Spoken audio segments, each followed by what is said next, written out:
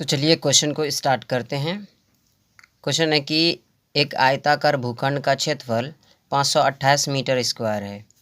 क्षेत्रफल की लंबाई चौड़ाई के दोगुने से एक अधिक है। हमें भूखंड की लंबाई और चौड़ाई ज्ञात करनी है।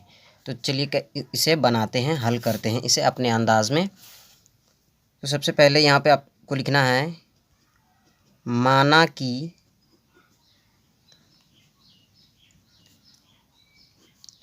आयताकार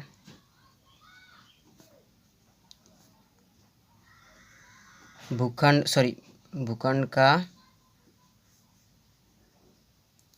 माना कि आयताकार भूखंड की चौड़ाई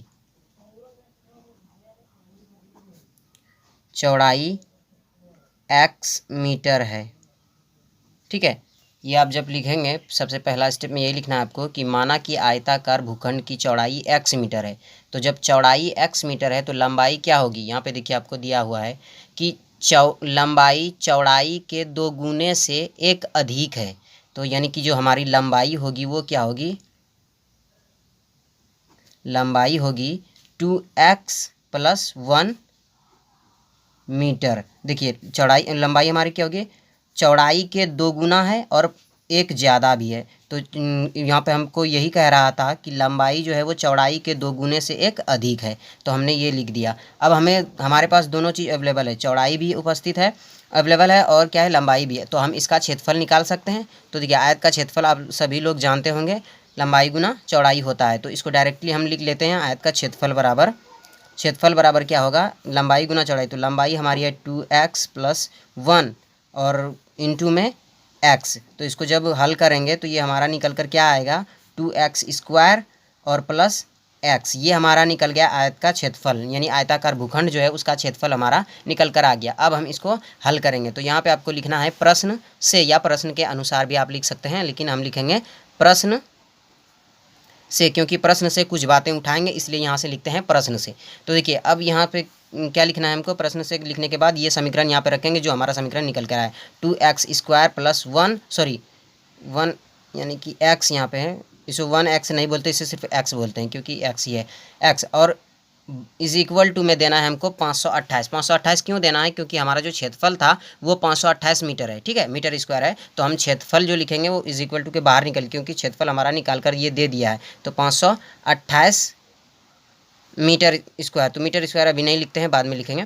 ठीक है, तो ये हमारे निकले। अब इसको हम क्या करेंगे, अब इसे हम द्विघात समीकरण में रखेंगे, द्विघात समीकरण के जैसा ही बनाएंगे। तो इसको देखिए 528 को इस तरफ लेके आएंगे, 2x² + x, और इस तरफ लेके आएंगे तो माइनस में आ जाएगा 528 और = में 0।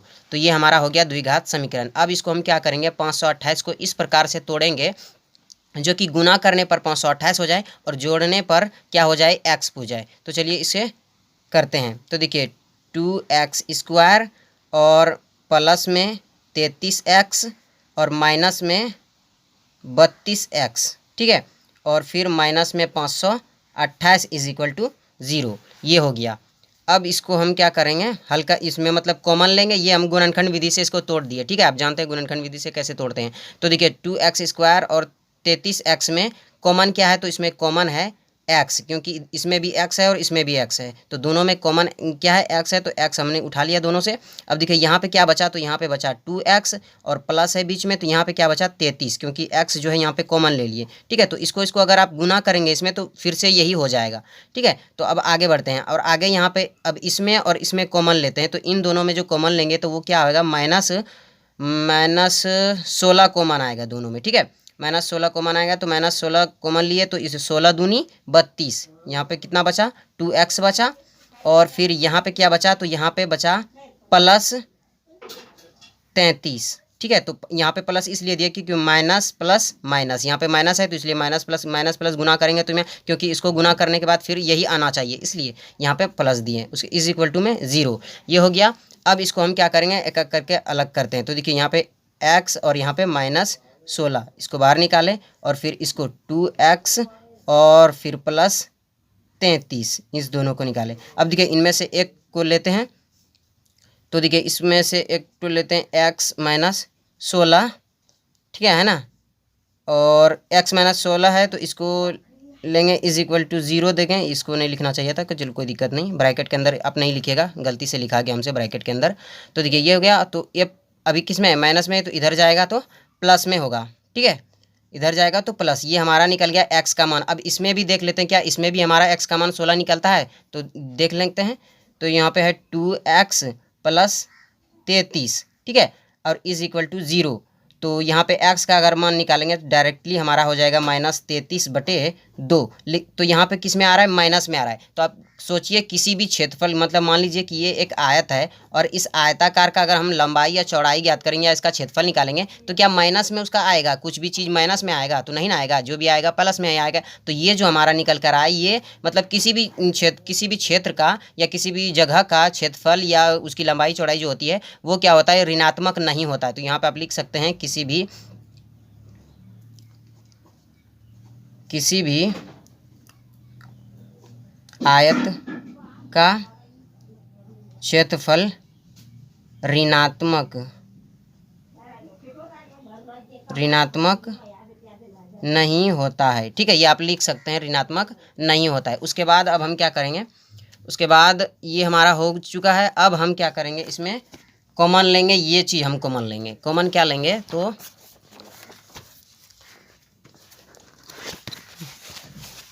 यहाँ पे रखते हैं,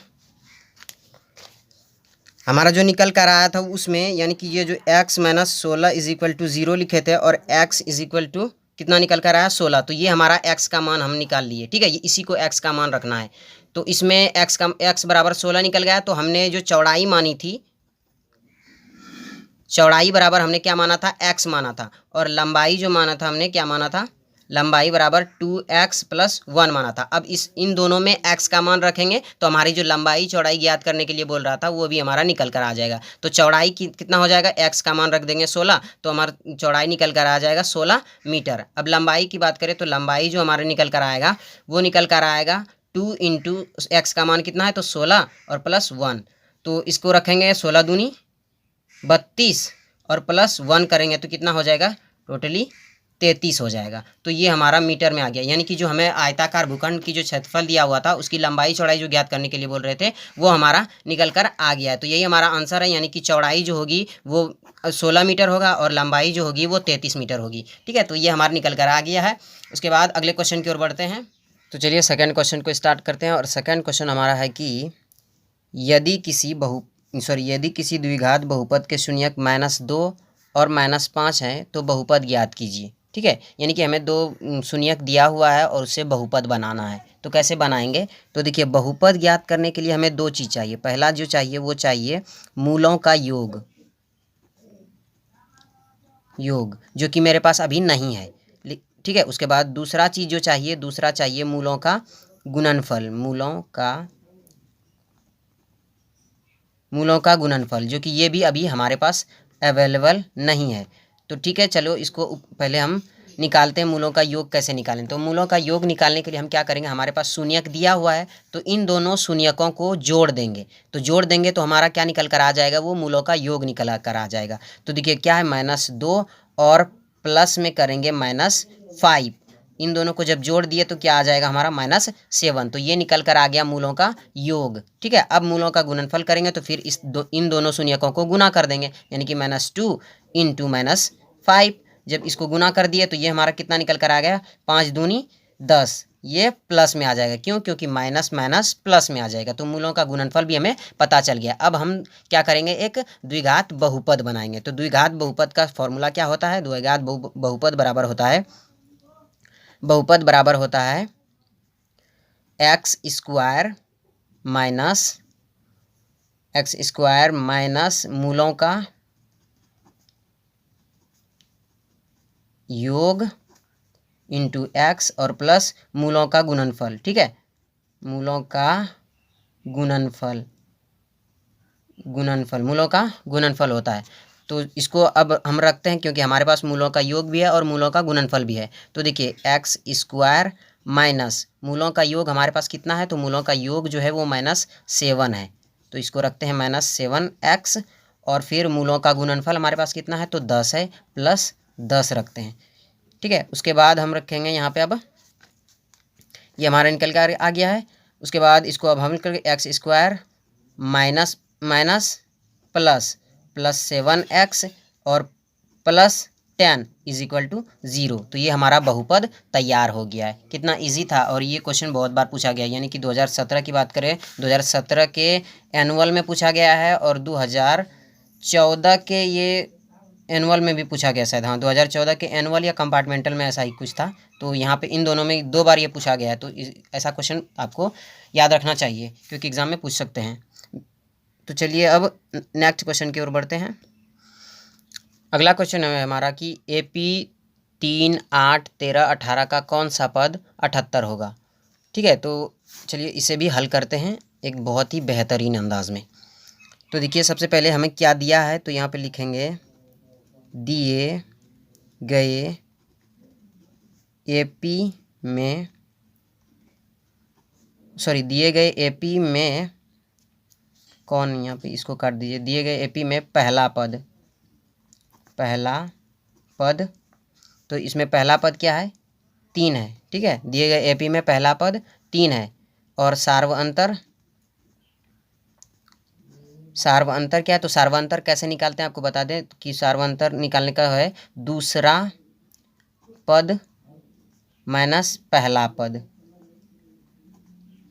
ठीक है, तो इसमें दूसरा पद कौन सा है, तो दूसरा पद 8 है और पहला पद 3 है। तो 8 में 3 घटाएंगे तो कितना बचेगा, 5 बचेगा हमारे पास। ठीक है, तो पहला पद और सार्वअंतर भी हमें निकल कर सामने आ चुका है। अब इसमें क्या करना है, तो अब हमें मानना है। तो सपोज़ कीजिए कि माना कि nवां पद 78 है। जब हमने nवां पद मान लिया है तो अब हम क्या करेंगे, अब इसको रखते हैं। तो nवां पद बराबर होता है a + n - 1 × d, ये होता है। तो इसको हम कितना माने हैं, 78 माने हैं। ठीक है, तो यहाँ पे रखते हैं 78 = a का मान हमने कितना निकाला है, तो 3 निकाला है। तो यहाँ पे रखते हैं 3 + n, अभी हमें पता नहीं क्योंकि nवां पद ही तो हम निकाल रहे हैं। तो यहाँ पे n को ही रखते हैं और -1 यहाँ पे रखते हैं इंटू d, हमें पता है क्योंकि अभी हमने सार्वअंतर जो निकाला, सार्वअंतर को ही d कहते हैं। ठीक है, और पहला पद को a से डिनोट करते हैं, पहला पद को a से डिनोट करते हैं, इसलिए a के जगह पे 3 रखे हैं, और सार्वअंतर को d से डिनोट करते हैं, इसलिए हम सार्वअंतर के जगह पे जो हम 5 निकाले उसको यहाँ पे रखेंगे। अब देखिए यहाँ पे क्या हो जाएगा, इसको अब हल करेंगे तो ये प्लस में इधर आएगा तो माइनस में हो जाएगा, यानी कि 78 में 3 गया। तो उसके बाद फिर यहाँ पे क्या बचेगा, n - 1 और इंटू में 5। उसके बाद इसको जब करेंगे तो कितना बचेगा, 75 = इसको करेंगे तो कितना हो जाएगा, ये 5n - 5। ठीक है, अब इसको इधर लाएंगे तो कितना हो जाएगा, ये 80 हो जाएगा, क्योंकि ये अभी माइनस में इधर आएगा तो प्लस में 80 हो जाएगा। और ये किस में है, तो ये जो अभी है वो है गुना में, तो इसको इसी तरह से अभी रहने देते हैं। उसके बाद फिर अब n बराबर हमें निकालना है, तो n बराबर हम निकालेंगे 80/5। क्यों 80/5 कैसे लिखे हैं, तो ये n अभी किस में है, सॉरी ये 5 किस में है, गुना में है, तो इसको इस तरफ लेके आएंगे तो किस में आएगा, भाग में आएगा। ठीक है, तो इसको बता देते हैं, आपको थोड़ा सा यहाँ कन्फ्यूजन हो सकता है। तो देखिए ये इस तरह से था 5n, इस तरह से है। इसको हम आप सोच रहे हैं कि इस तरह से काहे नहीं लिखा, तो इस तरह से भी हम लिख सकते थे बराबर n। ठीक है, इस तरह से क्यों नहीं लिखा, तो ये दोनों एक ही है, आप देख लीजिए गौर से, ये दोनों ही एक ही है। तो इसको हम कटाते हैं तो 16 × 5 = 80, यानी कि n बराबर जो हमारा निकला 16 निकला। तो अब यहाँ पे आप लिख सकते हैं ये बातें कि अतः दिए गए AP का 16वां पद, दिए गए AP का 16वां पद 78 है। ठीक है ना, समझ गए आप।